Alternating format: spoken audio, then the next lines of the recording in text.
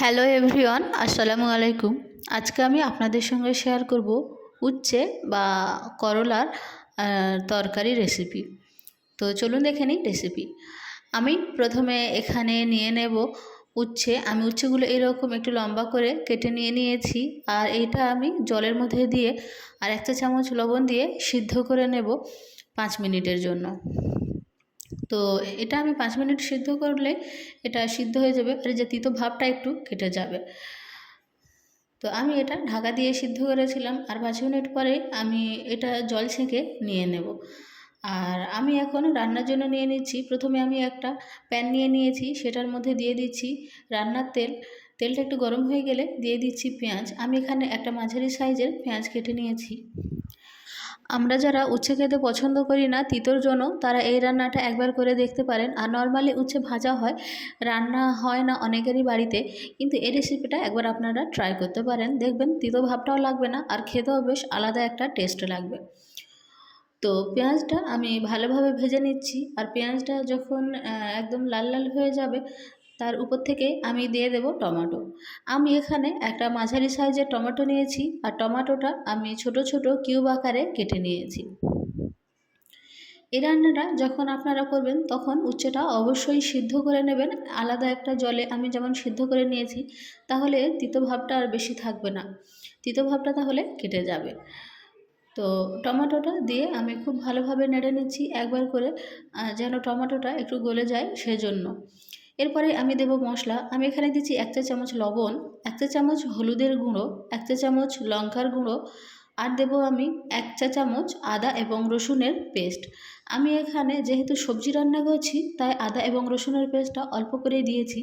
আপনারা চাইলে এটা স্কিপ করতে পারেন, বা যারা আদা রসুন পছন্দ করেন না তারা আদা রসুনটা স্কিপ করতে পারেন। আর যারা নিরামিষাশী আছেন তারা এই আদা রসুনটা অবশ্যই স্কিপ করবেন, সেক্ষেত্রে সমস্যা হবে না। তো আদা রসুন দিয়ে আমি ভালোভাবে নেড়ে নিয়ে তারপরে অল্প একটু জল দিয়েছিলাম। জল দিয়ে আমি আবার একবার ভালোভাবে নেড়ে নিলাম। এরপরে আমি দেব আলু। আমি আলুটাও উচ্ছের মতো লম্বা লম্বা করেই কেটে নিয়েছি। আর আমি এখানে একটা বড় সাইজের আলু নিয়েছি। আপনারা দুটো মাঝারি সাইজের আলু বা একটা বড় সাইজের আলু নিতে পারেন। আমি এখানে একটাই বড় সাইজের আলু দিয়েছি, আর তাতেই আমার হয়ে গিয়েছে। তো আলুটা আমি একটু একটু করে নাড়তে থাকবো যতক্ষণ না জলটা পুরোপুরি মরে যায় সেই পর্যন্ত। এখানে রান্নার শেষে আমরা একটা জিনিস ইউজ করব, যেটার জন্য উচ্ছেটা তিতো একদমই হবে না। তো এরপরে আমি আলুটা একবার নেড়ে দিয়ে 1 কাপ পরিমাণ জল দিচ্ছি, আর এটা এখন আমরা সিদ্ধ হওয়ার জন্য ঢাকা দিয়ে দেব। আমি এই জলটা দেওয়ার পরে ঢাকা দিয়ে 5 মিনিট অপেক্ষা করব। আর এই সময় গ্যাসের ফ্লেমটা অবশ্যই মিডিয়ামে রাখবেন, তা না হলে খুব তাড়াতাড়ি জলটা মরে যাবে, আর আলুটাও একটু কাঁচা ভাব থাকবে, ভালোভাবে সিদ্ধ হবে না। 5 মিনিট পরে আমি ঢাকা খুলছি এবং এটা একবার ভালোভাবে নেড়ে দিচ্ছি। দেখা পাচ্ছেন অনেকটাই ঝোল আছে। এখন আমি দিয়ে দেব যে সিদ্ধ করে রাখা উচ্ছেগুলো। আপনারা এখানে করলাটাও ব্যবহার করতে পারেন, সেক্ষেত্রে সমস্যা হবে না, একই টেস্ট পাবেন। তো উচ্ছেগুলো দিয়ে আমি ভালোভাবে নেড়ে নিচ্ছি।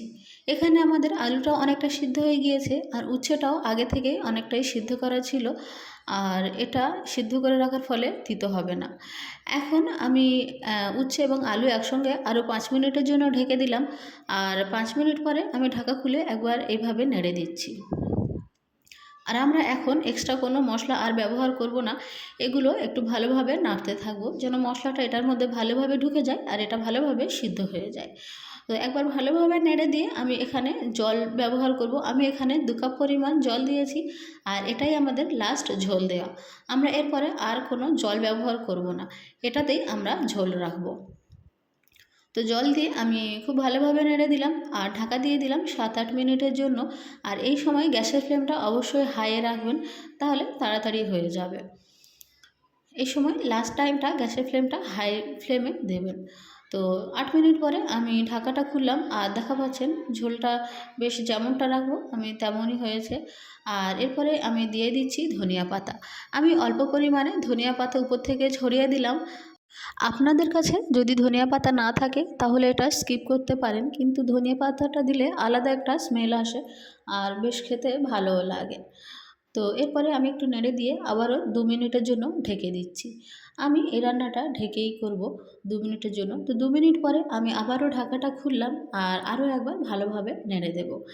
এরপরে আমি যেটা ব্যবহার করব সেটার কারণে আমাদের উচ্ছেটা একদমই তিতো হবে না। এখন আমি দিয়ে দেব লেবু। আমি এখানে একটা লেবু কেটে নিয়েছি আর লেবুর এক সাইড আমি এখানে রসটা দিয়ে দিচ্ছি। এখানে পুরো লেবুটা দেওয়ার দরকার নেই, একটা সাইডে রস দিলেই হবে। আর খুব ভালোভাবে আমি এখন নেড়ে দেবো। আর এখন আমাদের রান্নাটা রেডি হয়ে গিয়েছে। নেড়ে দিয়ে এখন আমি গ্যাসের ফ্লেমটা অফ করে দেব। তো এই ছিল আমার আজকের রেসিপি, উচ্ছে আলুর তরকারি। কেমন লাগলো রেসিপিটি? আর এটা ট্রাই করে দেখতে পারেন, এটা খেতে বেশ ভালো লাগে।